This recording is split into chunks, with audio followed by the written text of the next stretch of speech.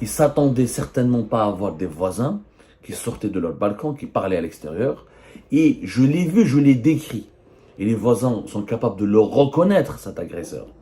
Il avait exprimé dans son visage les signes de la frustration. Dommage, comme s'il disait dommage, elle était morte. S'il voulait me voler, pourquoi utiliser un pistolet? Pourquoi utiliser un revolver? J'étais gazé. Je suis un homme désarmé, gazé plusieurs reprises, mais je vois le aïniya complètement. Et là, il va utiliser une arme. Il aurait pu des téléphones, le téléphone, il ne l'a ramassé qu'au dernier moment. Lorsque j'ai commencé à crier, appeler la police, lorsque des voisins ont commencé à crier, commencé à parler, à crier, à parler, c'est à ce moment-là où j'ai reculé parce que j'ai commencé à reculer parce que j'ai vu une arme. Un bébé, un pistolet directement. Où il dit le dommage, il y a que des gens, sinon je vais tirer dessus. C'est au dernier moment où il a pris le téléphone. Au téléphone, lui, il n'a pas du tout fait attention au téléphone. Parce que le téléphone, quand il fait JB, avec du gaz lacrymogène, je gesticulais, je gigotais, je bougeais dans tous les sens. À la fois, je voulais me défendre, à la fois, je voulais fuir. Donc, on est traversé par toutes les émotions quand on est face à une situation, dans une situation pareille. Téléphone tahlé. Ouais, mais chefouche. Il l'a vu au dernier moment, quand j'ai reculé, je commençais à parler à un voisin, appelez-les, je suis réfugié politique, il veut m'assassiner. À ce moment-là, chef téléphone, quand il était tombé à proximité de son véhicule, c'est à ce moment-là qu'il a récupéré pour fuir. Donc, le téléphone n'était pas son but premier. Il faut arrêter de me faire croire qu'on ne vole pas un téléphone en utilisant une arme. À 15h, en plein après-midi, à Paris, dans un quartier pavillonnaire fait Paris. Il y a plein de voleurs en France. Avec un coup de couteau, avec 3-4 encore de bombes, encore gaz lacrymogène. Oui, il y a des vols à l'arraché en France, il y en a. Si c'était un simple vol arraché, où les auteurs commanditaires de ce vol l'ont déguisé comme étant un simple vol à l'arraché, ça aurait pu être crédible. Mais là, nous sommes devant une tentative de meurtre. Quand on prend une arme, on menace un individu avec cette arme, on la pointe vers lui, et on s'apprête à tirer, et on exprime un geste de frustration et de déception qu'on n'arrive pas à tirer parce que des voisins ont reconnu l'assaillant, c'est une tentative de meurtre. C'est une tentative de meurtre. Et l'enquête, elle est là-dessus. Peut-être la qualification juridique, il faut attendre que la justice française décide d'apporter une qualification définitive, ce n'est pas le cas. Il faut que la police française continue son enquête, elle transmet au parquet, au tribunal compétent, les éléments nécessaires, les juges vont qualifier les faits. C'est un long processus. Je respecte l'enquête qui est en cours. Et je ne vais pas faire plus de révélations que cela. Maintenant, pourquoi je le dis, je le répète, et je le dis en toute sérénité. Pourquoi j'accuse, je ne soupçonne pas, j'accuse le président Abdelmajid Tebboune d'être à l'origine de cette tentative de meurtre. Il y a 3 hypothèses pour expliquer. Il n'y en a pas 36 000. Il y a 3 hypothèses pour expliquer ce qui s'est passé. Alors, il y a 3 hypothèses.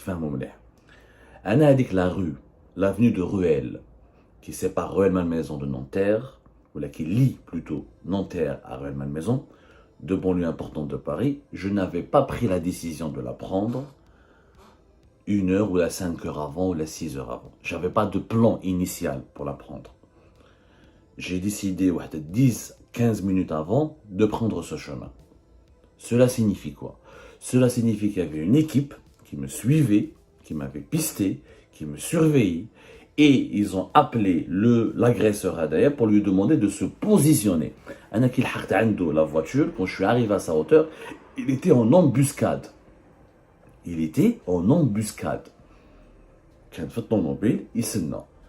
Donc, à partir du moment où il m'attendait, donc on lui avait donné l'information que je suis en train de marcher et de venir vers lui. Lui, il ne pouvait pas avoir l'information parce qu'il était déjà en embuscade. Donc, c'est une équipe. C'est une équipe qui a été mobilisée pour me suivre, pour me tendre un piège. Donc, ce n'est pas un simple vol. Un voleur, il t'a identifié, il a vu que j'avais un portefeuille, ou là, Taf taf, il suit, mais c'est un peu du hasard, c'est surtout de la coïncidence, et c'est un passage rapide à l'acte, tu dis harab. Il était dans un véhicule assez costaud quand même, en train d'attendre. Donc, c'est un travail d'équipe. Qui dit travail d'équipe dit trois hypothèses.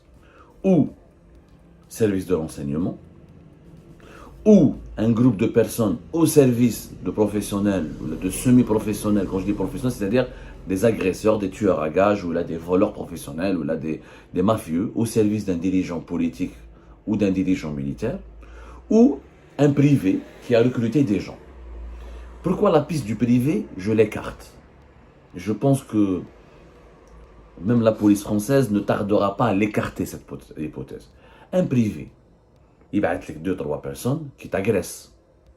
Quand on dit par exemple un problème avec un homme d'affaires privé, il va être 3-4 personnes, il m'agresse, il me donne une raclée, oui, j'aurais rien.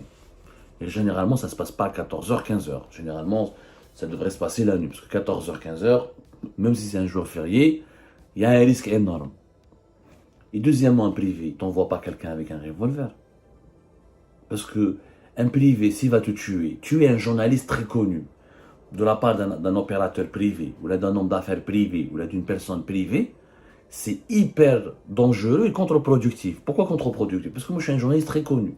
En France, à l'étranger, j'ai mes références, j'ai mon audience, cité par les médias internationaux.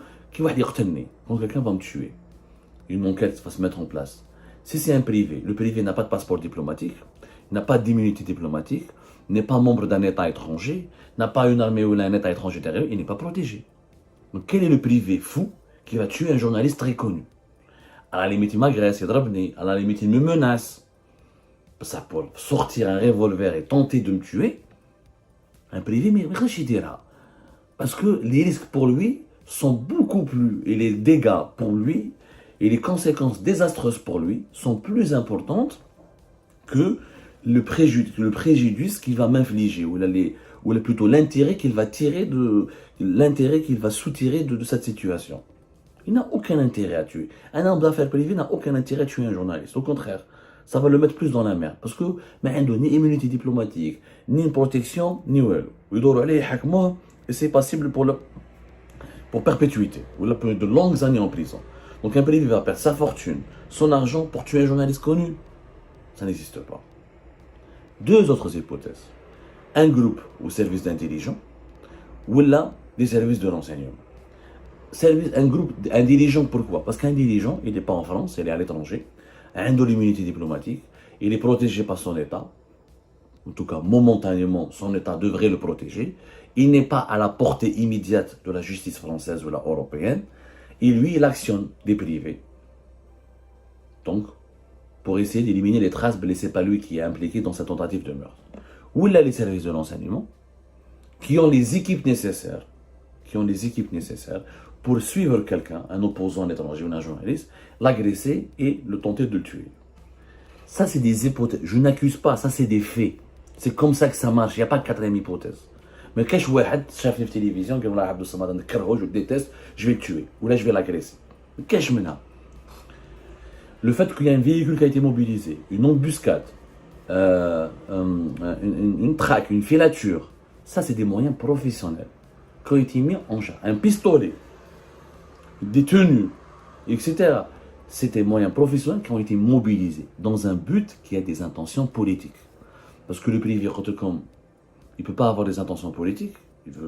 Il n'est pas dans la politique, il ne bénéficie pas du circuit de protection que les dirigeants politiques et militaires peuvent avoir.